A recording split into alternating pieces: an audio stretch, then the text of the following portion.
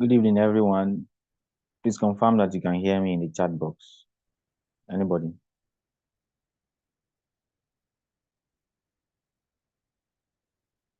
We can hear you, Peter. All right, thank you very much, man. Good evening, everyone. Once again, my name is Peter. I am your moderator for this weekend. You're welcome to today's class. Today's topic is inclusion in politics, women, youth, and people with disability. Our facilitator is not yet in class, so he used this She medium. is, Peter. Oh, she is. All right. All right. Please, party members and party chairpersons, get your party members to join the class as quickly as possible so that they won't miss out on anything. Without any further ado, I will go ahead and read our facilitator's bio right now. Please, let's listen attentively. Adenike Oyetunde Lawal is a lawyer, a qualified alternate dispute resolutor.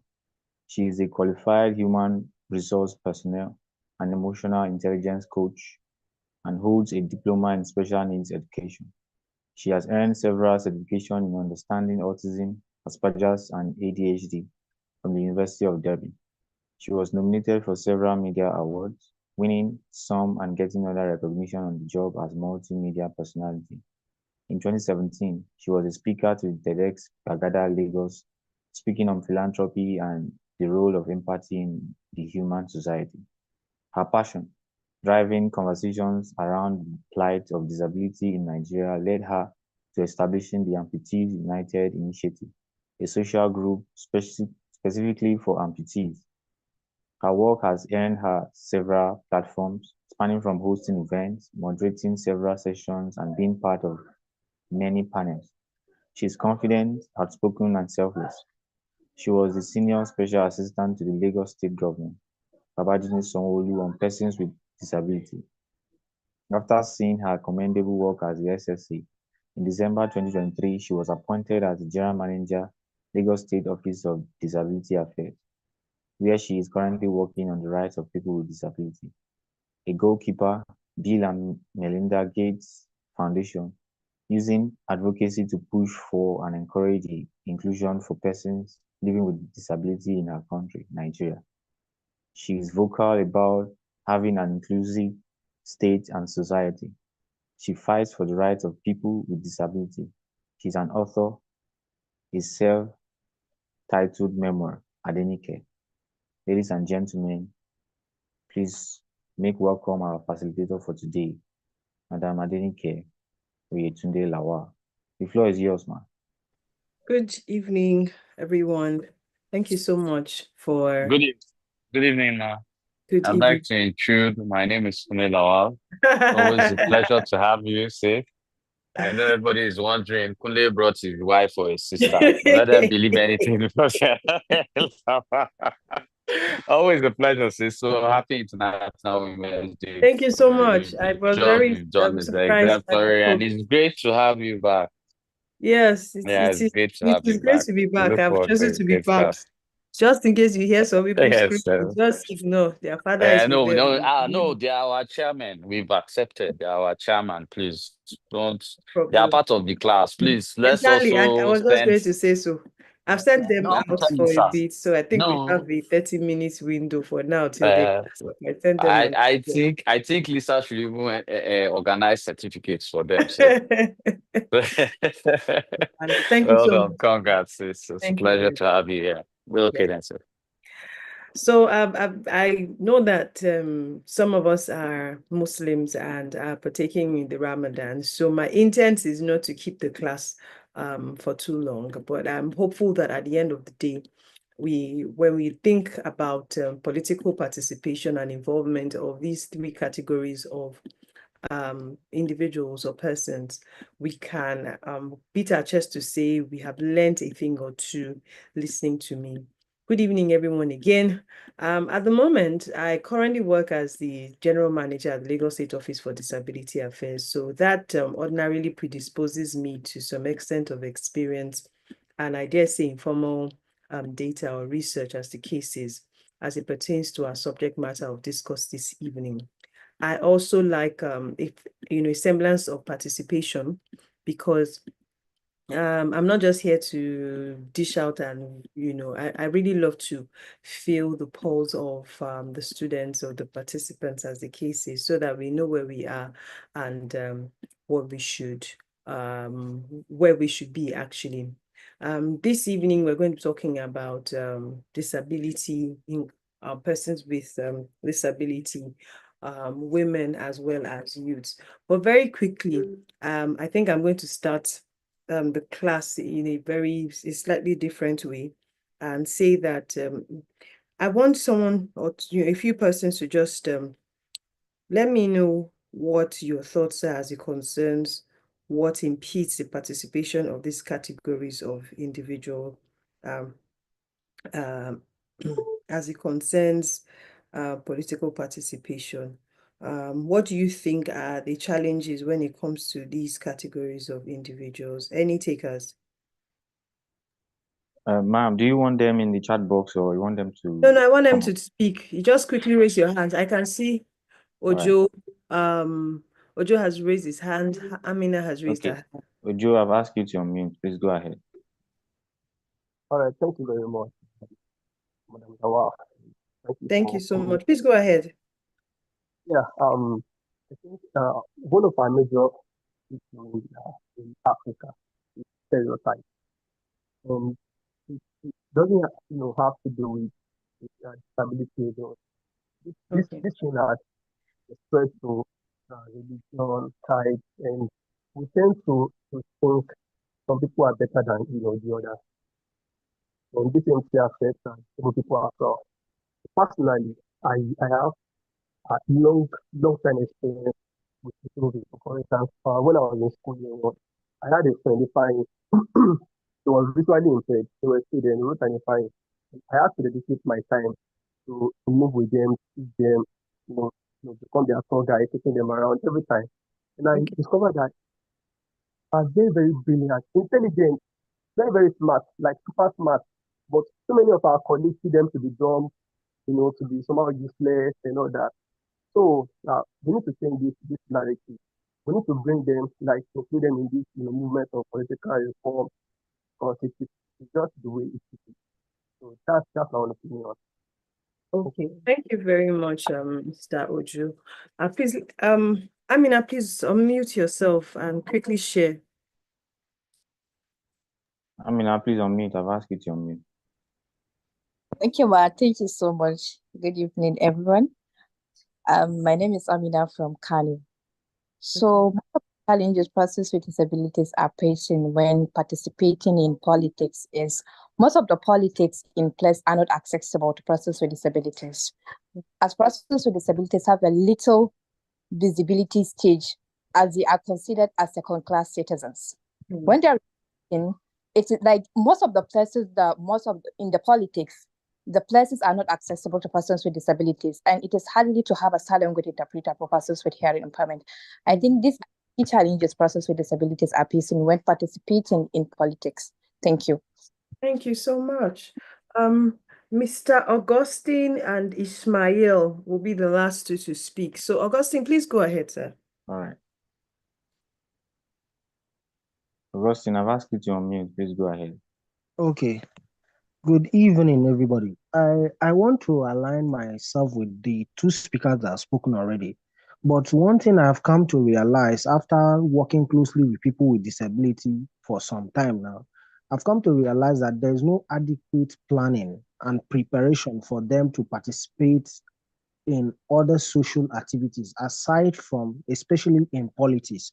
I've seen over time that they do not participate, especially those with either physically, they just create those offices, and there's no elective offices that they give them that free chance for them to either say they want to contest positions and all this thing, because a lot of persons see them as a burden in the society because they don't feel that they are equal. They stereotype them, they see them as inferior and all those things, not counting on what intellectual ability or whatever contribution they may have so whatever suggestion they may have to offer in the society and all the solutions they have. But if we take, for instance, in our schools, in our various schools, Yeah. you see that some schools do not even have accessible platforms or access to their lecture rooms where they create space for people with disability. They just create everything. They build schools, they build classes without even having rails where people who are physically challenged or having one disability or the other, for people who are socially, physically Yeah. impaired, there are no provisions for them. So I think if we start from these little places by planning for them in their academics, in whatever sphere they have found themselves, I think it would translate into getting involved in politics. Because when you plan from them from when they are starting young, there will be a need for them to know that they are actually valued in the society, and they follow up and participate actively and know that, oh, we are all needed, we are all equal. I think that is basically what it is. Wow, I think that we can just, if I keep asking the questions, we'll get the answers from every single person. You guys have spoken so well. I think there's a final person, Ismail. For now, I'm going to hold off on taking both, I don't know if it's Okay. me, Should Mrs. I Shaw. allow Ismail before we go on, Yes. ma? Yes, please allow Mr. Ismail to quickly contribute. Okay. I've asked you to unmute. Please go ahead, Ismail. Ismail, Okay. Good evening, everyone. good evening. I will also align myself with, especially to some extent, with the last speaker regarding the factors that are related to, marginalization of these three categories of people. Okay. I think the whole problem lies around sociocultural, problems that made these three categories of people to be believed, and themselves are made to believe that they are inferior in the society, and there's nothing they could do. So this is the major challenge. If there is any second challenge, I think is economic factor. Okay. Politicking in Nigeria is very expensive, and you find out, especially for the people with In disability. Nigeria. Hello? I said only in Nigeria. Yes, especially in Nigeria. Okay. I said especially in Nigeria. So the cost of politicking is very expensive. So especially people with disability, you find out that they are battling to survive. So their active participation in the politics, economic, wise, will be a hindrance to them. So I think, based on my own perspective, these are the major challenges that are, contributing to the marginalization of these three Of these groups of people categories. and Okay, preventing their yeah. active inclusion in politics. Thank you so much, all three and four persons that contributed. I love, nobody is wrong. I need to emphasize that all the answers have been are very correct. I forgot to also mention at the start of this conversation that I am a person with disability. I live with a right leg above knee amputation. So I am a person with physical disability. So sometimes these conversations go beyond textbook or experiences. Quite a number of them are lived experiences, as the case is. So we've spoken about what we believe are the issues or factors that can impede the inclusion of these persons with disability. I want to ask about women, and I know that it might be slightly connected, maybe slightly different, but I want to ask you maybe two or three contributors to specifically talk about the involvement of women in politics. What do you believe are the challenges that have impeded the participation, increased and consistent participation of women in politics?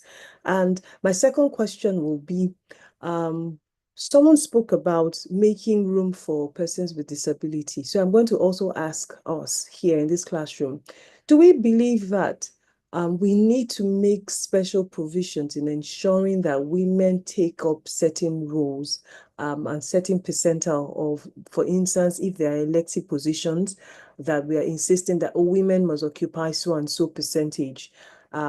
What are your thoughts and opinions about this, especially as it concerns our focus of increased participation of women in politics? I'm going to go to Basi Bob. Then I will go to Sheung. I beg your pardon. I will start with Sheung Olota. Sheung, I took Sheung down earlier. So Sheung Olota, please contribute very quickly. Let me know which of the two concerns you are handling, and then followed by Basi Bob, then Akinremi. And I want to take different people. I'm looking for the women in this classroom. I'm not seeing Sheung. Oh yes, I can't find Sheung. Sheung's hand is not raised up. Okay. So I think you should go to Basi Bob immediately. Thank you very much. All right. Basi, I've asked you to unmute. Please go ahead. Good evening, everyone. Good evening. Hi. Concerning the aspects of inclusivity, like including women in politics, I think one of the problems is that we have this mentality that if we should allow the woman to take part in an elective office, that she might not be able to handle that office very well. But if we are to start from the basic foundation, which is the family, we realize that the way a woman handles situations in the family is always a woman has a unique way of handling problems in the family level. And just so you know, when we talk about the nation at large, it's just an extension of the families that we have. So I think it's also another thing is that since we've not really tried it before, we have some fears that if we should allow the woman to rule, that the country might not get better or all of that. When you But say the rule, problem, do you mean presidency? yes, yes, that's where I'm targeting, because Okay. we've had cases like with I think one time Liberia had a female president. I think Yes, Salif, Justice Salif. She yeah. wasn't. Yes, I remember. Yeah, and she tried her very best to keep the country going. But in this part of our society, especially in Nigeria now, we have this dominant mentality that the man must always rule, because we see the women as weaker vessels. But there are instances that if a woman wants to take an action, she does it better than a man. So I think our mental outlook regarding women in Mental leadership position outlook. Okay. is a major problem. That's a major setback. And until we are able to change that mindset, the problem will still keep on persevering, like keep on going and going. But if we are able to change that mindset and allow women to handle some sensitive position, we'll get to realize that they might end up doing better than the male counterparts. So that's my contribution. Thank you very much for your contribution. Okay, Akinremi, please. All right, Akinremi, I've asked you to unmute. Please go ahead. Akinremi, are you there? Okay, so that we don't waste time, I will go Maybe we Kabiru. should go to Kabiru. Let's get a difference with Kabiru. Kabiru, I've asked you to unmute. Please go ahead. My name is Steven Abba from Benin. Okay, go ahead. Hello. Okay, All right, sorry to cut in. Stephen Abba, please can you rename your Zoom name? It's not showing any name and it will affect your attendance. Okay, but I did that earlier. Okay, I'll do that again. We can't see your name here. Okay. It's okay, I'll do that again. I'll Okay, still please go write my ahead. name. Can I speak? Yes, you can. Please go All right. ahead. Okay, good evening, everybody. My name is Steven Abba from Benue State. I want to contribute. Where I want to speak about is about women inclusivity. Why women are not allowed or given the opportunity Ignore to it's my participate. CCTV that is speaking. The internet is going off and on, so please just ignore it. All right. I think this stems from our culture. I believe in origins. Okay. This stems from our culture because if you see especially African cultures, of course, it extends to other parts of the world. Before where America is now, or the British or the Europeans, they also had cultures that were discriminatory against women.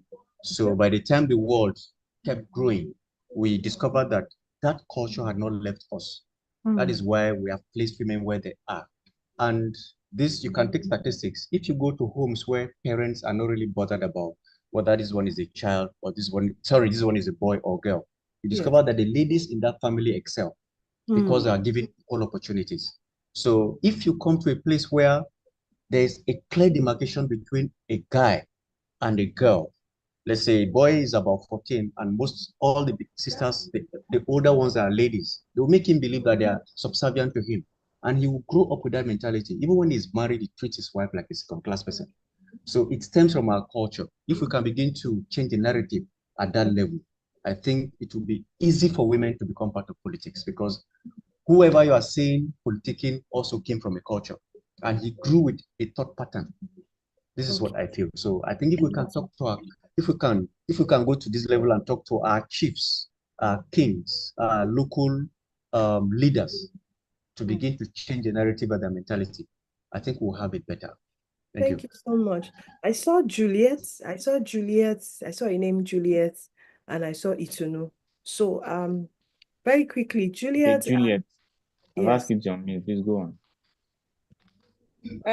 Good afternoon or good evening, everybody. Evening.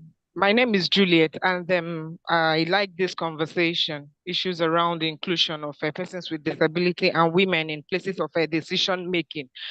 The last speaker just said something. Patriarchy is one of our challenges.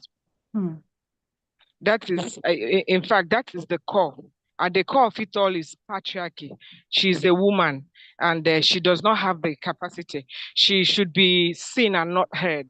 She shouldn't be in certain spaces. Another one is when you narrow it down to political participation in Nigeria, you find out that, sincerely speaking, in all the political parties, there is no clear-cut strategy to make sure that a woman comes to that place where decision concerning her is made. At the best of it all, a woman becomes a welfare officer. It is hard for you to see a woman emerge a political party chairman or vice chairman. It is very, very hard.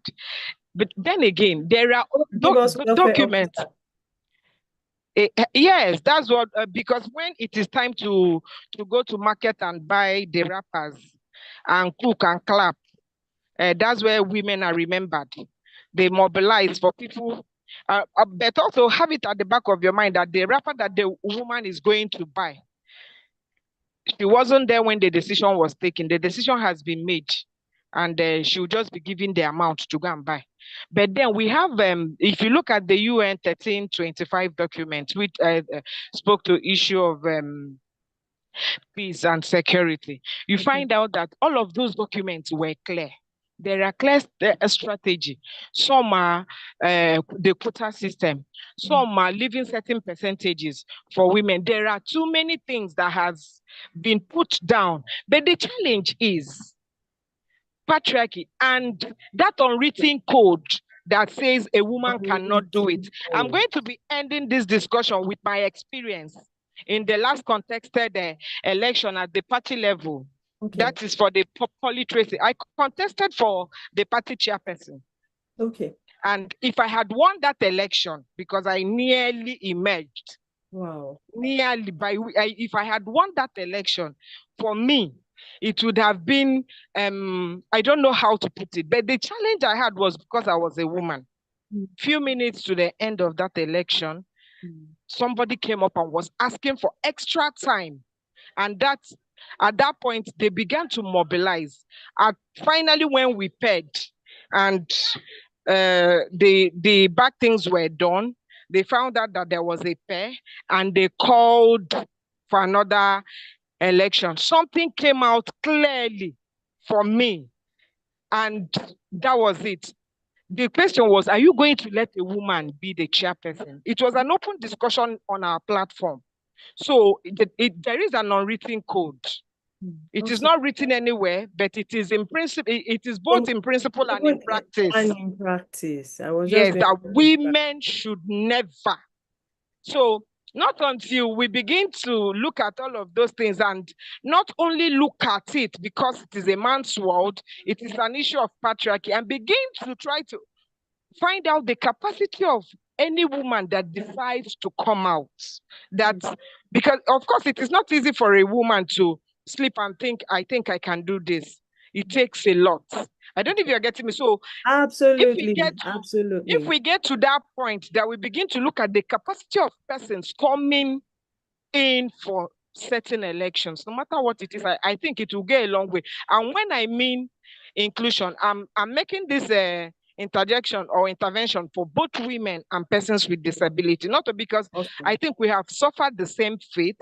And when it happened, that was last week I laughed my heart out. I was laughing like a mad Don't person. worry, we will I get said, there very soon in our discourse. I said, these guys have suddenly woken up. And when we came back for the second round, it was clear that the lady who is in here doesn't have any problem. The only thing is that she is a woman. And remember, a woman came out. Somebody was asking, do you know that a woman came out as a vice chair unopposed? And you want to put in another woman? Even those who voted for me the first time decided to vote for a man the second time simply because he is a man. So that is the scenario, even in real life. So thank you so yes, much. that I mean, simulation Venus, is I'm so sorry I had to yes. interject because of time.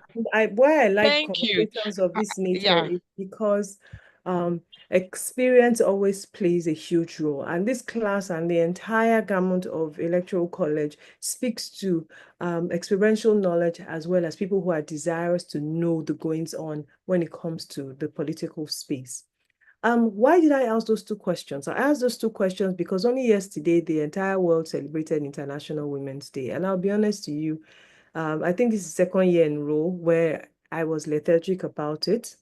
And last year, I know very well that I did a post publicly on my social media page saying that nobody should invite me to come and speak anywhere and then pack a box of plastic and plate and cup and say, thank you very much for coming. Because I personally had gotten tired of the conversations. But can we give up on those conversations? We cannot give up on the conversation. However, what we're seeing that happens from experiences, quite often when these gatherings are held, it is often women gathering to speak to women, when in actual fact, the change that we desire, yes, we have a lot of work to do with women, because I'll be honest with you, women are the custodians of patriarchy. Women are the ones who instill certain things. I'll give you a very typical example. Women are very quick to say, oh, women are emotional. And my question often is, we are created by God to have emotions for a reason. So when you say women are emotional, the statistics from those who have run successful countries and businesses show otherwise, that when women hold power, especially women who know what it is that they are doing, that the narrative completely changes. Because when a woman holds power and there's increased female participation, you will realize that decision-making takes a different turn altogether. So when we talk about what's it called? Women in politics, we have spoken extensively about the culture. We've spoken extensively about funding. We've also touched on the amount of support that women receive while running for office, like Ms. Juliet just surmised. We've also touched on issues that have to border on social cultural beliefs and issues, economic factor. We've touched on the inadequate planning when it comes to PWDs. And I know that Amina spoke very extensively about accessibility also, and sign language interpreting, as the case is. Mr. Stephen talked about cultural beliefs, and he spoke extensively about it from the standpoint of the home. But one point that I was hoping somebody would talk about is religion. And I think someone just dropped that in the chat box as well. Religion. Now, for those who are Christians, unfortunately for us, what religion has done for us is many a times we did not read the full context and notice that when they were talking about referencing women shall be quiet, women shall do this, we haven't taken time to study our Bibles to see that a lot of those things were debunked. Now, if you look at Paul's writings, you will see that whenever he was speaking to the nature and the practices of the people that he was speaking with, and always found a way to touch on their practices, and talk about the gospel vis-a-vis these practices. And unfortunately, it's funny how people forgot that women were huge financiers of Jesus's ministry. So somehow it's convenient to finance his ministry, but absolutely inconvenient to, in turn, possibly be a leader in church. It doesn't make sense. And when you read your Bible, you will see that a few times Paul gave the admonition. He touched on women. He spoke about women.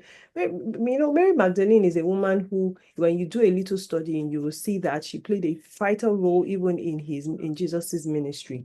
So the reality about it is religion has taken conveniently and twisted the part of the Bible where they have out of context interpreted that women cannot also participate. I'll give you a typical example. When touched on if you have to be a bishop you have to do this, the Bible talks about leader. If you read it very well, it speaks extensively about the characteristics of who a leader should be, and more specifically, the head of a church. But somehow we forget all those parts and just conveniently believe that only men are empowered and emboldened, especially from the Christian point of view. I do not know what Islam holds. I'll be candid with you. But one thing I'm very positive about is that for many years, it has been wrongly interpreted. And I know that in the last maybe year and a half, people have been very vocal to debunk wrong interpretations as the case is. And when we talk about persons with disability, I love extensively that we spoke about accessibility, because again, with disability, people forget and are often very conversant with physical disability and forget the various forms of disability. I'll give you a typical example. The participation of PWDs in the election cycle has increased, but it hasn't increased significantly. And I know this because I am an election observer for PWDs, at least away from apart from the last election in 2023, which I was just tired. I'll be honest. But prior to that, I had monitored the other 2 or 3 general elections before that, and participation had increased even from the standpoint of INEC. INEC has been able to create what's it called, even Braille voting paper. INEC has been able to create magnifying glasses for persons with albinism in polling units of places where data have been collated that there are PWDs. The ballot boxes have been put on platforms where PWDs can access. But is that good? Have the efforts been good enough? I'll be candid to say the efforts have been abysmal, because we are far from where we ought to get to and where we should be. And I know that in the last class that we had, I spoke extensively about location of polling units, because what we realized across the board in the 774 of these local governments officially is that there are multiple polling units in many of these local government areas, and many of them are situated in government-run schools, or for ease of location, for the trust that that there will be at least a government school in these local government areas. And sadly, because many of these schools do not have platformed areas that make for ease of a person maybe on wheelchair, for instance, voting becomes almost impossible for these categories of individuals. I'll quickly run through it. In Lagos State, for instance, I always talk about how persons with disabilities have been able to lump themselves up into what we call clusters. These clusters include, but are not limited to, the blind cluster, the deaf cluster. There is the deaf-blind cluster. There is the cluster for persons with physical disabilities. There is the cluster for persons with spinal cord injured persons. There's a cluster for persons who have survived leprosy. There's a cluster for persons with intellectual and developmental disabilities. And that is where we have all the cerebral palsy, autism. The reality about it is, if we're being honest with ourselves, many of the persons in this category, unfortunately, are themselves unable to vote because they lack the intellectual capacity the intellectual prowess, I beg your pardon, to vote. So many of them relate in the community and the society through the instrumentalities of their parents and caregivers. So oftentimes you very rarely will find people with profound forms of intellectual or neurological disabilities on the polling lines hoping to vote. But people with cerebral palsy, people with autism, people with dyslexia, people that are blind, people that are deaf, people that are on wheelchair, persons with albinism, persons with hunchback, dwarfs, these categories of individuals vote and can be voted for. But we have a lot of work to do with the societal construct of the capacities that PWDs have. And this also goes to women. as well as youths. I'm supposed to touch on youths, women, and persons with disability. And I will quickly just run through. I have slides that I normally would use, but I just felt like today, let this conversation come from the heart in light of what has happened to women in the political space in Nigeria in the last 2 weeks, if I dare say so myself. When it comes to persons with disability, like we rightly mentioned, challenges such as accessibility, physical barriers, lack of accessible information, as the case is, informations that have to do with Braille, informations that have to do with sign language interpreting, or even easy to read formats. Then digital accessibility issues. I'll give you a typical example. Somehow people forget that persons with disabilities can also go on websites. So many of the websites are not in themselves accessible. Or if you want me to talk about banking apps, many of these banking apps, for instance, are not accessible. How much more? It's not me that is doing this one. Or might it be me? No, it's not me. I'm so sorry. Okay, I just wanted to be sure it's not me. Then we have issues of stigma and discrimination. The societal attitudes, the stereotypes, persons with disability, as well as lack of representation. I had asked the second arm of my question then was, do you think we should earmark specific points and spaces to say, okay, you know what? These persons with disability, these women and these youths, they must occupy this number of seats. Now, yes, on paper we see it, in practice we don't see it, and it breaks one's heart. Even the legal and policy barriers, for instance, yes, the laws are there, but then the extent of implementation, the instruments of the office to 100% enforced have become and are continuing to be issues. Lack of resources, for instance, and financial limitations will continue to be a problem. But the reality about it for persons with disabilities is that, for instance, there's something we call the United Nations Convention on the Rights of Persons with Disability. And what that simply does, to summarize its context in our conversation this evening, is that it emphasizes the rights of people with disabilities to participate in public and political, I beg your pardon, and public life. And for every signatory to that treaty, it enjoins the states to ensure that people with disabilities can exercise their rights to vote and be voted for. Now, the concerns about advocacy and activism has also become a problem when it comes to disabilities and persons with disability, and more specifically with women, but we can't underplay that conversations of this nature play a vital role when it comes to advocacy and awareness, as the case is, and most especially when it comes to the increase in accessibility. And somehow people limit accessibility to just building access. Like I mentioned earlier, things as simple as access on a website, banking app, speaks volumes. And now that we have technology makes life very easy for even this context. Now, political party inclusion. I know that, for instance, in Lagos State, I know very strongly that the APC in Lagos State specifically created a slot for persons with disability on their state ESCO. And so at every point in time, you are sure that the APC government in Lagos State, for instance, has that. I haven't found out how it plays out in PDP. I will actually do so. And why I know about this is because I met the person at an event, and the person introduced themselves to me, and I'm like, oh, this is very interesting. I don't know if other political parties have that, but when I met this person, I'm like, this sounds very forward-thinking. But that is for PWDs. I do not know how many members of that team of the ESCO are females. And again, it's some people, the other school of thought claim that it's tokenism if you create space for women. But then question is, men have had the head start far and for so long. So how do we get more women? How do we increase participation of women in our political space, as the case is? I cannot have this conversation this evening and not touch on what has happened to women in the last 2 weeks. And I'll start with the Lagos State House of Assembly, a 40-person house with, I think, about 4 women or so, is it 5 women? And we have watched keenly what has ensued in the last month and a half. And very sad to see that what we had once thought was the first speaker of a State House of Assembly in Nigeria is currently not the reality at the moment. And this also goes to a challenge that PWDs have, as well as youth, as well as women. And it has to do with sexual harassment. Of course, I was going to go there.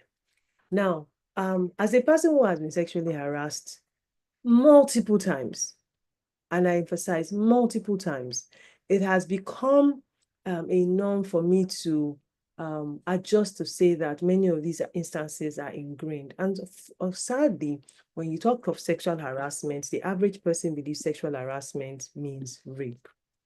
And it's kind of, it just shows the extent of our exposure. But a quick Google search shows you that sexual harassment means behavior characterized by the making of unwelcome and inappropriate sexual remarks or physical advances in a workplace or other professional or social institution. So what it simply means is you see a colleague of yours, you make reference to, I will tell you as very simple as, well, this is your dress now. Wow, see as it tight for your body. It's very unwelcome. That statement is very unwelcome. The statement is very unnecessary. I'll give you a very typical personal experience. About 2 weeks ago, I was on a call with someone who is a septuagenarian. I want you to hold that in one hand, a septuagenarian, a work-related call. And as God will have it, I was at home and I was seated beside my husband. And at the end of the call, which we had spoken for a bit, this person now goes, "Is this you in your profile picture on WhatsApp?" It was a WhatsApp call. I said, "Yes, sir." And then he goes ahead to say, "Wow, I wish I met you 40 years ago. I wouldn't have married my wife." And he laughed. I had to mute it immediately because firstly, what came out of my mouth is, "What the hell?" My husband again was sitting beside me. He was stunned. Now, it's easy for us to believe that attitudinally in that generation, they don't find anything wrong in that sort of statement. But in actual fact, it's grossly inappropriate, grossly inappropriate. And the same goes for women who harass men, women, your colleague is working as a man and then he passes by you and then you tap his behind. All just inappropriate and grossly unwelcome. So I tell you, as a person who is one leg in politics, the extent of sexual harassment that women face is unbecoming and it just doesn't make any sense at all. Now, it's easy for people to believe and say in practice that even many of these people get entangled, sexually because, hey, we are adults. And as long as nobody is raped, we can actually agree that, oh, let's have a thing or two.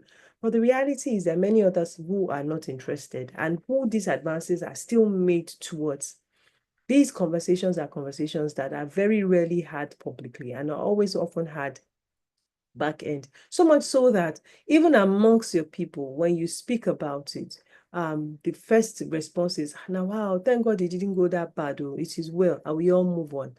The question really is it really well?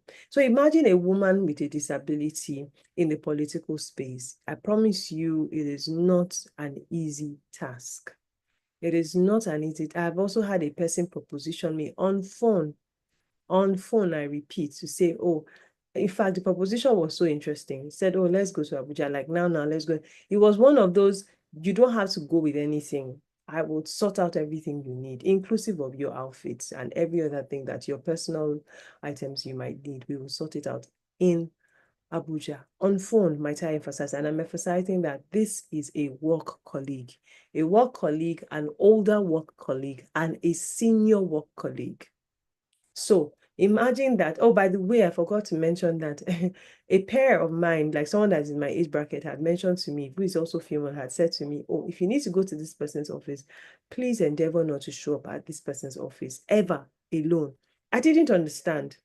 And I might also add that this propositioning was not physically, it was over the phone. I called to ask a favor for something work related to this person's department, and boom, the proposition came.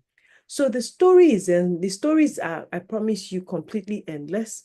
And I dare say that one of the biggest outcries of women who have been very upset at the turn of events, as we currently are experiencing under the Akpabio Senate-led 10th chambers, is, even though it is a lie, if you claim it is a lie, if you claim there is no evidence, the littlest of things that an ethics committee would do will be to, you just even conduct an inquiry, even if it's what's it called? You're just trying to play to the gallery.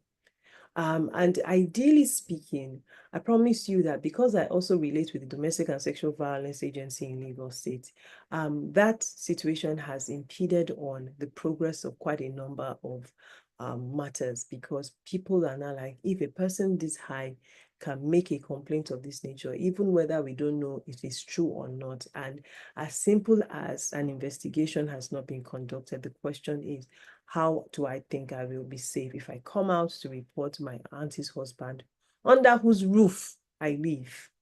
The realities are different. And also don't forget, I'm always very protective of the male gender as well, because the sexual harassment and assault also happens to them as well.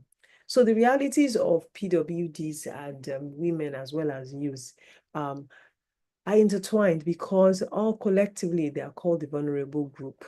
They are vulnerable because of several factors, all the factors that all of us have mentioned this evening.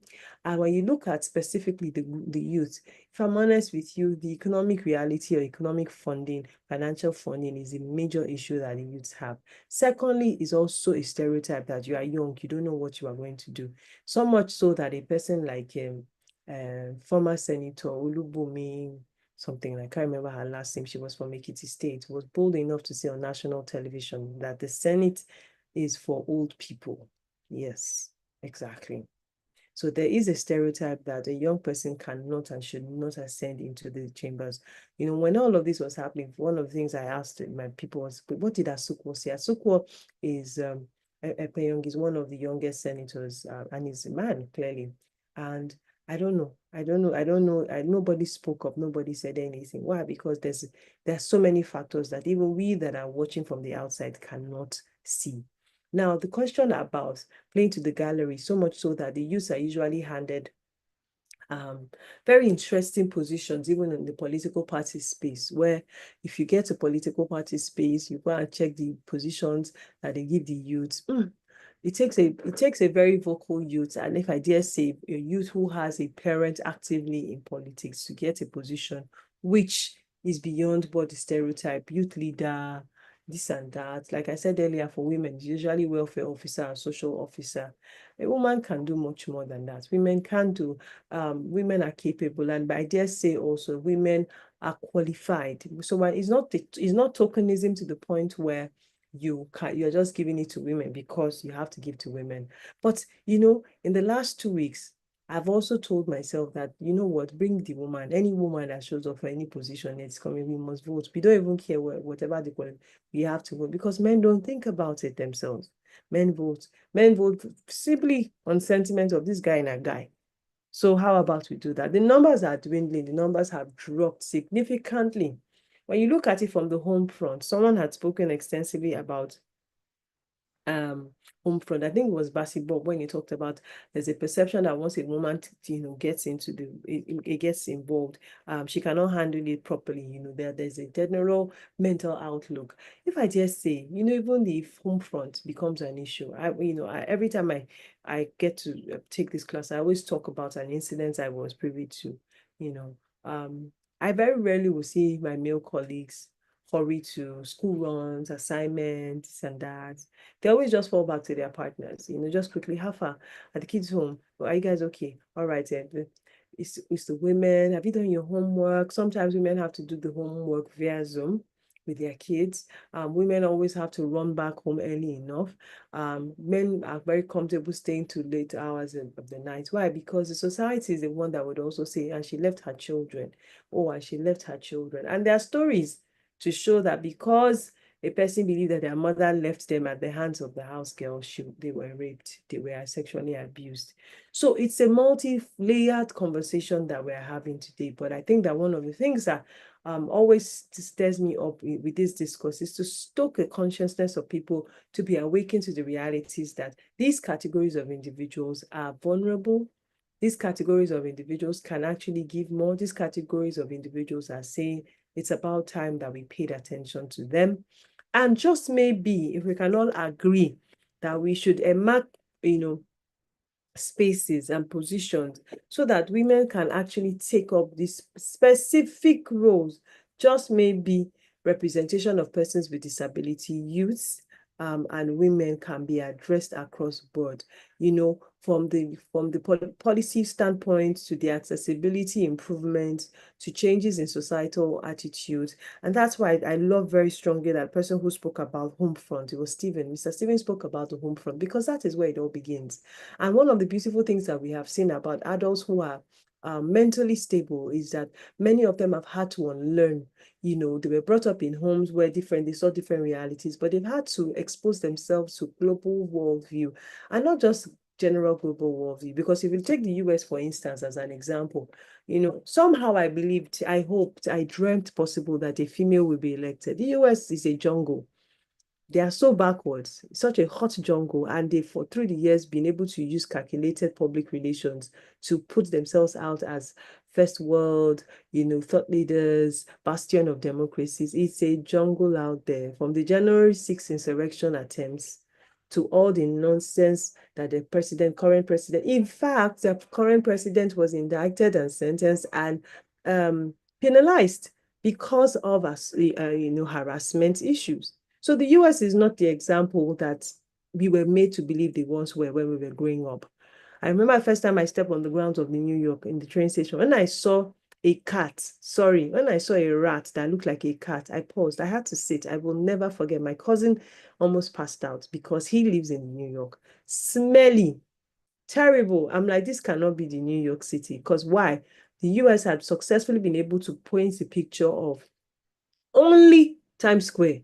Anytime you talk about New York City, my goodness, there's so much more to New York City than just Times Square. Times Square is just a drop. But again, it's PR. And that is why it's very important to put the machinery of PR in putting out the narrative of who you are and what you represent. The world has watched us, with bated breaths at the abysmal turn of events in the last 2 weeks when it comes to women participation in politics. And unfortunately for us, there's an interesting wave that is going on around the world globally. Just maybe we're not ready for female president. I don't know. I guess that the voters and the electors will be the ones to decide that. But I think it was Miss Julius I was talking about it. When have you ever seen a political party field a female leader and then a deputy as a man? I've seen it just once, and I've seen it was local level. I have never seen it at state level. My mind is telling me that there was an attempt this past election, but I can't remember who's now. But I haven't seen it at federal level. I've only seen it at local level. So what then are we waiting for? Are we saying that a woman always has to play second fiddle? Just maybe. And the narrative again often is that, all these women provide women, give women, they're coming to displace us. The reality about it would take, if we look at it from the standpoint of, gender equality, pay gap, if I Google it now and check, you will see how long it would take for what's it called, for the pay gap conversation to close in. It will take many, many, many years. Equal participation and leadership in women in public across Africa, is beyond necessary to achieve the SDG. Just maybe that's why Rwanda is getting so many things right. Just maybe, up until this whole issue with DRC in the last 3-4 months, just maybe there's so much, and you can tell that doesn't even have anything to do with the women in the government of Paul Kagame. He has to speak more about his presidency than the women that, Paul Kagame has a more female-led cabinet, and just maybe, just maybe, is what we are seeing. There have been women across Africa, countries, I beg your pardon, across Africa that have had female presidents, from Ethiopia to Tanzania. And then I know that President John Magufuli passed, and so they had to swear in a woman. Africa has, Africa has about 5 or 6 prime minister, from Gabon to Namibia to Tunisia to Congo to Uganda. And though it feels like we are moving forward, the pace is very, very slow. I dare say that in the over 10,000 parliamentarians across the African continent, less than 2,500 of those, representing 25% or so, are women. And the figure must increase, even though the figures have increased from the last time in 2018, where it was 23%. And 54 African countries keep committing to targets to ensure that women hold at least 33% in parliament. My question to you is, from Lagos State, where I live, to the National Assembly, the question is that the reality we can see? You and I know the answer, and I will not say much about the answer. Across the 5 sub-regions of Africa, women's representation has improved, I must say. And though women's this thing has improved, we saw a downward drop. It dropped from the Senate to the House of Representatives, and even on the cabinet of the current presidency, the numbers dropped. In Rwanda, women have over 60% in the cabinet. In South Africa, a little over 40%. In Cameroon, above 30% as well. In Egypt, under about 25%, an average of 25%, as the case is. So the question is, when do we intend to move the conversation forward when it comes to women or female participation in politics? I dare say that the issues that this representation face is an issue across board. I use the United States as an example, but if you look at UK, if you look at Canada as well, Jacinta Ardern, I think, stepped down. She stepped down. I don't know what my neighbor is doing, so I have no idea where that noise is coming from, but I suspect it's my neighbor. And these individuals, I was talking about Jacinta. Jacinta had to step down, if my memory serves me right, and she stepped down, and I don't know. She was New Zealand, and she did such a great job. I remember very well. And yeah, she resigned in 2023, as the case is. So the participation for youth is very interesting. And then when we talk about inclusion, quite often it's just simply the act of practice of including specifically or accommodating persons who we all know have been historically excluded for several reasons in our context, for age reasons, for gender reasons, and for disability concerns, as the case is. And the principle basically of inclusion is just to promote equity, access, opportunity, and then increase the rights of those that are concerned. We've spoken extensively about the barriers that impede inclusion, from interest to polling materials, to accessibility to the polling units, to unsafe political climate, to lack of interest, to lack of vision, succession planning, to lack of adequate and equipped representation, to low self-esteem, to religion, to poverty being weaponized, access to education, just outright dislike of politics. And the outright dislike of politics I saw rear its head in the last 2 weeks, where people were speaking this, and people say we should join politics, all this drama, blah, blah, blah, blah, blah. Way forward, possibly we've spoken about a few of them. Just maybe I'd asked earlier, just maybe affirmative action can work, and as well as inclusion budgeting. Inclusion budgeting will help. In Lagos State, for instance, from the commissioners to the House of Representatives, to the House of Assembly, to the chairpersons, to the permanent secretaries, to the heads of agencies, the numbers were good in the first term, especially when it comes to on the governor's ESCO, but the numbers dropped on his ESCO, even though numbers like of permanent secretaries, of judiciary, heads of agencies have not done so badly across the board. When we talk about youth participation, for instance, it's also very important to talk about the age. And I always talk about United Nations giving us an age bracket, which is usually between 15 and 24, but member states like Nigeria have adopted different rules, and then oftentimes it goes to from 15 to 35. And that we have a lot of laws, not too young to rule and all of that, but the question is the practicality of a law of that nature. When we talk about the participation of these individuals, I think that the conversation must be ongoing and must continue, so that sustained momentum is what it is that will help. When it's time for women to run like youths, the question is, who will vote, who will canvass for them, who will we vote for? Would we vote for them? And when we vote for them, what do we expect from them in turn? When we say again, I'm always very big about this women are emotional conversation or statement. I just always smile because have you seen a man emotional? Have you seen many men with their emotions? Men are equally as emotive, if I dare say, even slightly more emotive. Women have been able through the years to subsume their emotions for several factors. Because, oh, that's how people say you're emotional, she will not talk. That's how people say you're this, she will not talk, she won't say anything. The question, it's never ending, especially for the female folk.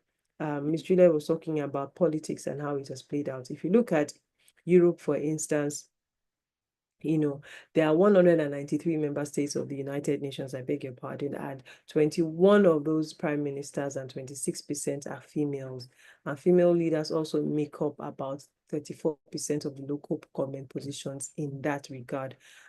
Different countries from Italy to Iceland to Uganda to Samoa to Aruba, yeah, they have women, but then how many women?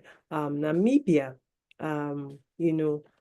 also did well, as the case is. And I know there was a female, there's an African country that has recently elected a female. Please just pardon me for now. In Malta, we have a female as president. In Barbados, we have female. DRC, the female is a prime minister. I'm trying to check where else, especially for Africa. I've spoken about Malta. In Uganda, it's female prime minister. In Namibia, Tanzania, female prime minister. In Togo, female prime minister. So there's a lot of work to be done, a whole lot of work. There've been amazing female leaders in the time past, from persons like Indira Gandhi in India, to even Argentina, Isabel Perón. I remember her family is very popular, to the likes of Margaret Thatcher in the UK. These are even the popular ones, the like of Margaret Thatcher, to Malta as well. Malta actually has a reputation of having females. And then Pakistan. Yes, Pakistan had Benazir Bhutto. I remember very well. I remember the name, but I didn't know. I was much younger and I couldn't pay attention to it. In Canada, they also one time in the early 90s had a female there, as the case is. And Burundi has also done that before. Rwanda has done that before. Sri Lanka has done it. Haiti has done it. Liberia, as we know, has done it. And on and on. New Zealand also has a reputation for it. Quite a number of females have led New Zealand. We've spoken about Liberia. In Jamaica as well, there was a female prime minister at a point in time. Haiti, Finland, Australia. In Mali as well, that has also in Malawi as well. We also had in Malawi, in Senegal. We've also had in Senegal. Even the Central African Republic has also had a female president, as the case is. So there are countries who have gone ahead and have done well. Trinidad and Tobago have done female president. Ethiopia has had a female president as well. Giant of Africa, where are you? Togo has had a female prime minister. Tanzania has had a female president. I love her. Love, love, love, love, love, love, love her. Samia Hassan is the current president of Tanzania. And yes, she's female, as the case is. So the questions will continue to linger. The fight for it will continue to be on. I don't think women have anything to prove again, unfortunately. I think many women in offices are tired of proving anything. Yes, I got it right. It was Namibia. Namibia is the one that just recently voted a woman as her president, as the case is. So the conversation is very vast when it comes to these three vulnerable classes of persons, as the case is. And the only hope is that sometime very soon, Nigeria will be able to boast whatever it is she wants to boast about. I don't think Nigerians will vote for a female president. I have no idea. I am not a political pundit. I don't know the narrative or trajectory. But again, somewhere in my head, I had lofty dreams. And though I knew the reality, you see, when you watch the US, you smile and you say, oh, more, before a woman will become, they would rather choose an over 30-time indicted felon who by law is not allowed to carry arms, is not allowed to get a job, is not allowed to, I don't think a felon in the US is allowed to even vote, but voila, been elected into the White House over a woman who's done an impeccable job of a career progression. So that is just an X-ray of what the world, how the world views women. You know, people might disagree, but it is how the world actually averages the perception of women. Unfortunately for the US, they were bamboozled and lied to about Christian values, forgetting that Christian nationalism and biblical principles are two completely different constructs. Now, quite a number of them have huge regrets because at one point in time, they believed he was the Lord's chosen. Just maybe he is the chosen. I guess time will tell. And I think they are 3 months or so into their choice. It's going to be a very long ride, as the case is. Ladies and gentlemen, I think that summarizes the whole gamut.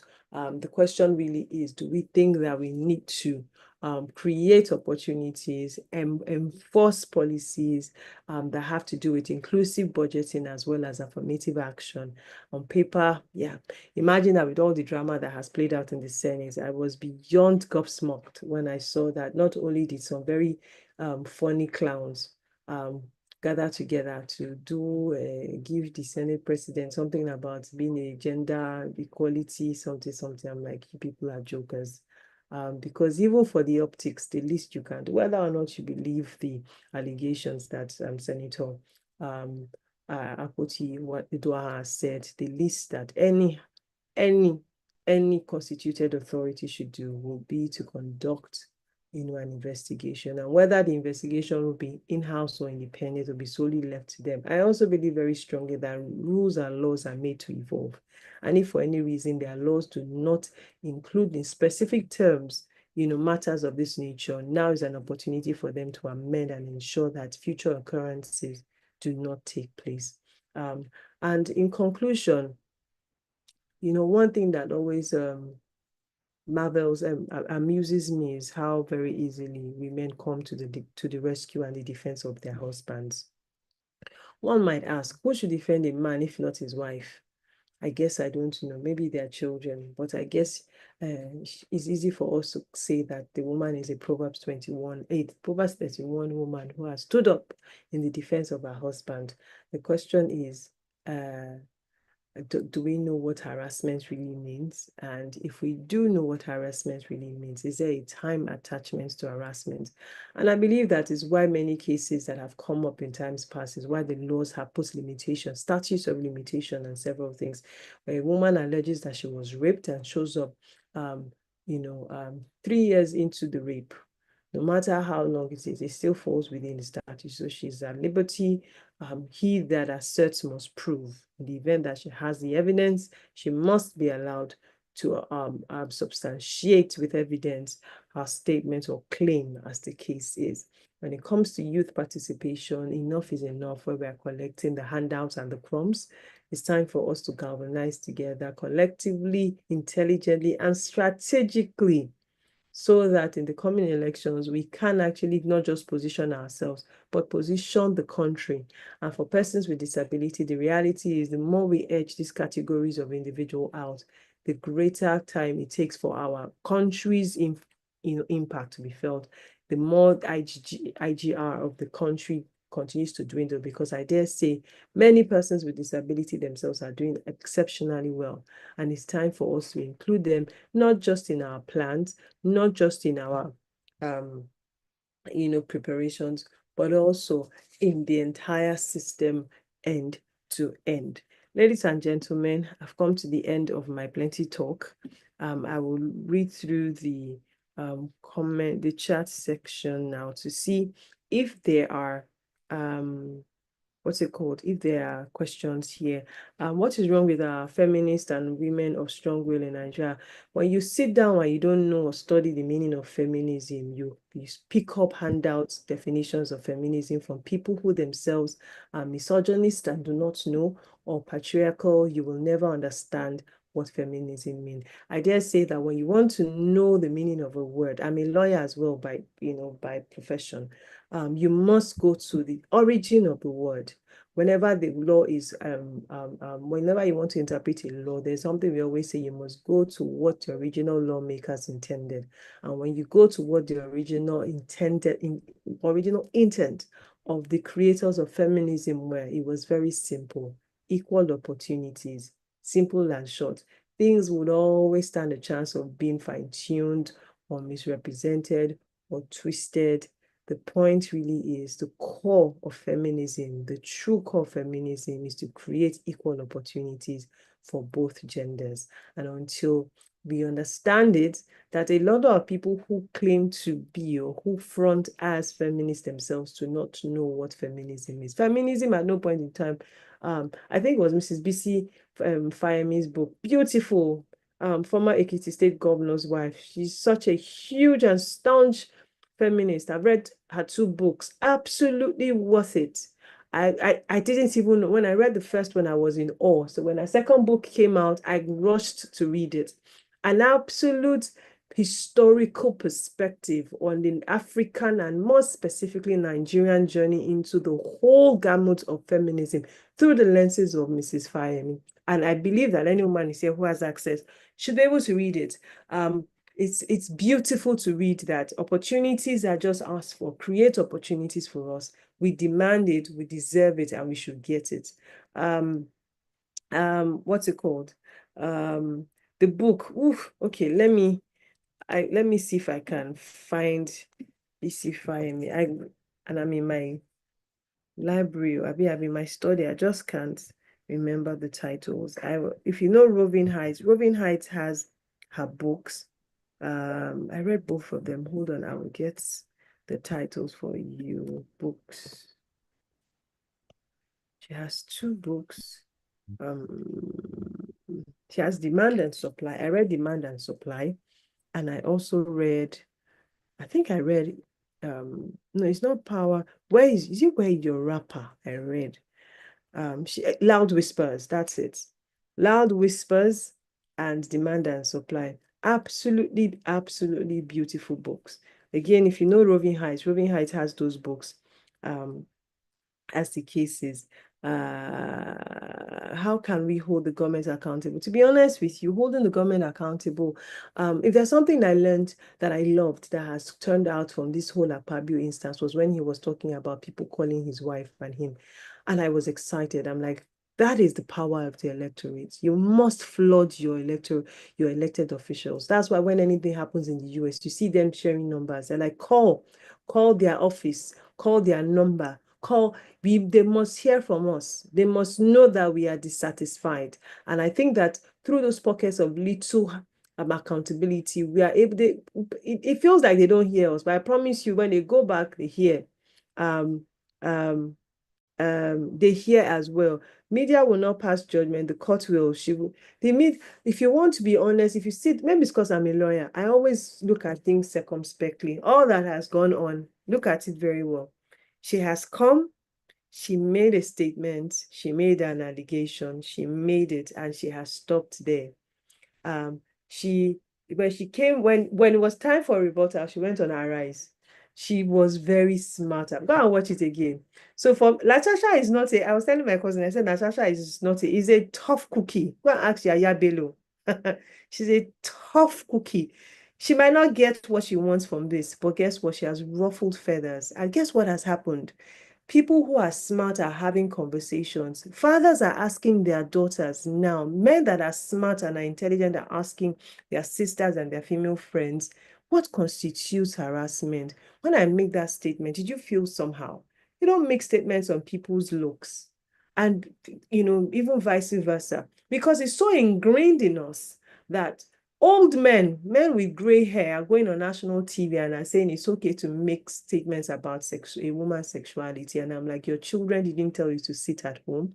Why? Because these things are ingrained in us. And unfortunately, they've been transferred from one generation to another generation. If you sit down and do a survey, because I play in the disability space, I know the number of abuse cases that we have to deal with, the number of harassment cases.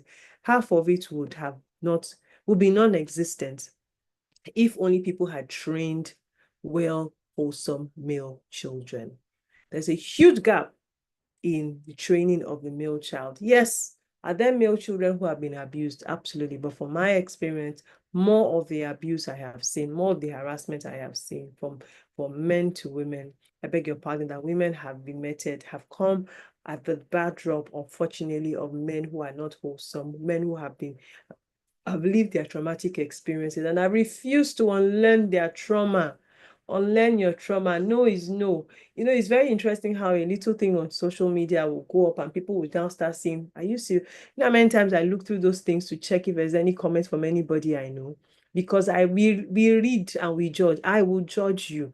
And if I like you well enough, I would engage you to see that, you didn't just support rape. Did you just support rape in that comment? Many people don't even think about the implication of what it is they're saying, especially for men that have female kids. It's always amazing and alarming. I think it was my husband that was telling me that, it's amazing how nobody talks about the harassment that men feel. I said, unfortunately for men, women will not be the ones to re-echo the abuse that you suffer. You must on your own shout, because you are not helping women to shout their own. So everybody shout for themselves, as the case is.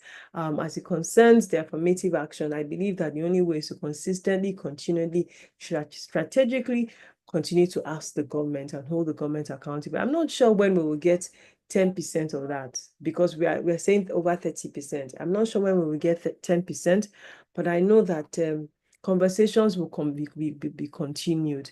If the likes of Margaret Ekpo were still alive, or the likes of Olufumi Ransome Kuti, who somehow history has been able to downplay as of the first woman to own a car in Nigeria, when she had such a pivotal role in our political landscape, if they were alive today, just maybe they'll be proud of the class of women and the efforts that the Nigerian woman has put into where she's getting to and who she is today, especially in the political space.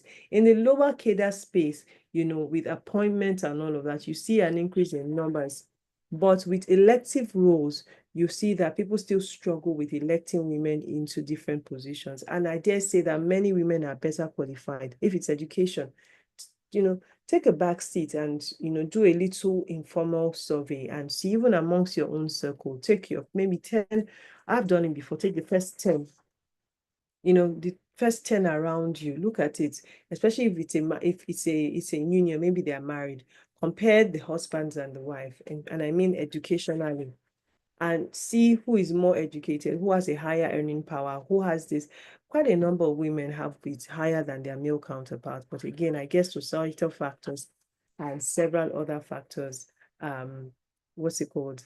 I don't think men, the funny thing about it is I just saw Christopher. Unfortunately, Mr. Christopher, it's nobody's business, because even with women, many of you still don't believe the stories. So sadly, nobody is going to help you re-echo your experiences. If you've been abused, the law says he that asserts must prove. If you're claiming, it goes to go to the courts.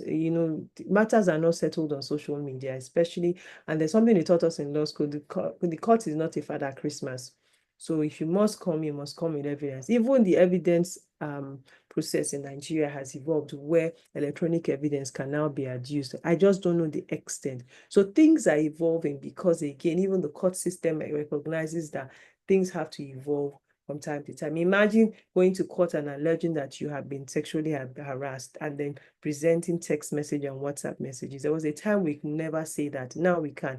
Imagine going to court and screenshotting comments of the person on other posts. That's why I always tell people, don't leave a trail on social media. Be smart. Many people are so daft and emotive when it comes to dropping. Go and read comments of people on social media, even as it concerns using their business handles. And I'm thinking to myself, you are leaving a footprint of this nature. Your line of thought might evolve, but leaving this kind of comment, you don't actually have to comment. And I think that many Nigerians forget that you don't actually have to comment. You can dislike, you can discuss it in-house. You can send it to your friend's DM and dissect it there. But never leave a trail on social media. It always comes from, if you know, how do I put it? In conclusion, I'll give you a typical example of how social media footprint always comes back to hurt. The Oscars have just happened. I'm a movie buff. And there's this movie, Emilia Perez. Now, Emilia Perez, the main actor is transgender, right? And a few years ago, she had written some very, very, very interesting tweets as a build-up to the Oscars. Imagine how people went to unearth those tweets from many years back. So my point is, don't go on Instablog and start arguing. Don't go on Twitter and start arguing. Don't go on all those gist lover, gist madam, all those. Look, don't leave a footprint. Be smart. Even if you are not smart, try to be smart for your own future's sake and do not leave a footprint. I have friends who we have different groups on Instagram. We send it there and we dissect it. We say how we feel. We move on. Nobody knows my opinion about these things, especially probably because I'm also a political appointee. There are certain things I cannot publicly discuss, but damn it, in the last week, I have thrown caution to the wind and I have shared my opinion about so much. Ladies and gentlemen, the conversation will continue because the discourse about how we can include and involve women, youths, and persons with disability is one that we must pay attention to, and we must ensure that we increase. For people who do not have children now, I promise you that the attention you feel to give to matters of this nature, one day when you have female children, and then your eye go open, say, Chimo, when we had opportunity to speak, we did not speak. Thank you so much. I'm done, and I think Mr. Ibrahim said sexual harassment is a high-level crime across the world, if I dare say. Across the world. You know, the funny thing about it, people were talking about why did Natasha bring it up. It didn't just happen. I just want you to take a back seat and look at the case against Donald Trump. It didn't happen yesterday. It didn't happen 3 years ago. Go and check when Eden Carroll, when the abuse happened. In countries that seemingly have things put together, he that asserts must prove. And if you have the evidence, come forward. End of story. I hope that more women are able to participate. What's it called? I hope that more women are able to participate. Mr. Christopher, in conclusion, if you go and probe further and check many of these men, many of them are themselves abusers. I promise you that. Many of them, because they don't know what they are fighting for. And all of them are sitting there and saying, man, oh, wow, I've done this. You know that people argue about consent. I saw a post, the person said, we need to teach men consent. And someone replied, men do not have a problem with consent because when they say, don't touch my phone, they know that that is a no. So what are we saying? Thank you so much. I don't think we have time. I promised Miss Lisa I was going to be done earlier than now because of those brothers and sisters that are fasting. Yeah. So I would say that if you have any questions, you can connect with me across social media platforms. On Twitter, I'm at Adenike Oyetunde, on Instagram at Adenike Oyetunde, on Facebook at Adenike Oyetunde, on LinkedIn at Adenike Oyetunde. Thank you very, very much. Fantastic. Thank you very much, our facilitator. We appreciate your insightful class. And we say thank you. Please say thank you to our facilitator in the chat box, and you can clap your virtual hands for her. I'm not sure there are any announcement. So we'll call it an evening and then see you next weekend. Thank you very much, our facilitator.